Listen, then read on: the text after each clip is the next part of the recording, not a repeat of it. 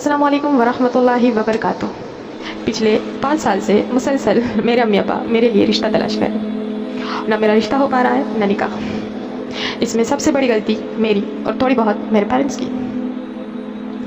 जब 20-22 साल की उम्र में मेरे रिश्ते आने शुरू हुए, तब मैंने बहुत ज़्यादा नखरे दिखाए।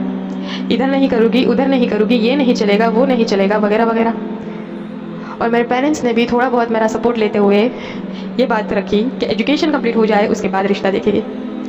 और उस चक्कर में आज मैं शायद लोगों की नज़र में इतनी बड़ी हो चुकी हूँ कि अब मेरा रिश्ता होना मुश्किल हो रहा है। तो मेरी प्यारी बहनों, जो गलती मैंने की है वो आप ना करें। एजुकेशन के लिए पूरी ज़िंदगी पढ़िए, आप कभी भी अपनी एजुकेशन को ख़त्म कर सकते हैं। लेकिन निकाह के लिए एक वक्त होता है, एक एज होती है।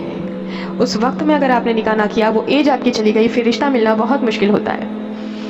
किसी भी यूनिवर्सिटी में रूल नहीं है कि अगर आप मैरिड हो तो आपको एडमिशन नहीं मिलेगा, और न दीन शरीयत आपको एजुकेशन लेने से रोकती है।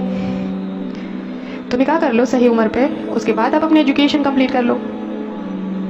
एक लड़का निकाह के लिए सबसे पहले लड़की में क्या देखता है? खूबसूरती, उसकी उम्र। हर लड़के की ख्वाहिश होती है कि उसको एक जवान खूबसूरत हमसफ़र मिले। एक लड़का लड़की में खूबसूरती देखता है, उम्र देखता है, ना कि उसकी एजुकेशन, जो कि मेरे साथ भी हो रहा है। मेरी एजुकेशन को नहीं देखा जा रहा है, मेरी उम्र को देखा जा रहा है, मेरे अखलाक को नहीं देखा जा रहा है। बढ़ती उम्र के साथ मेरी ढलती खूबसूरती को देखा जा रहा है। तो मेरी बहनें, यह हक बात है कि जैसे जैसे एज बढ़ती जाती है, वैसे वैसे खूबसूरती ढलती जाती है। और जैसे जैसे एज बढ़ती जाती है, लड़कियों के पास ऑप्शंस ख़त्म होते जाते हैं।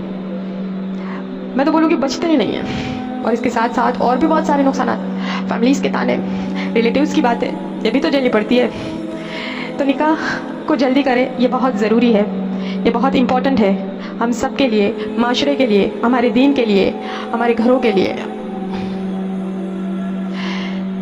लास्ट में मैं यही कहूँगी, रीत रिवाज रस्मों से परे आओ सुन्नत तरीके से निकाह करें, निकाह को आसान करें और सुन्नत को आम करें।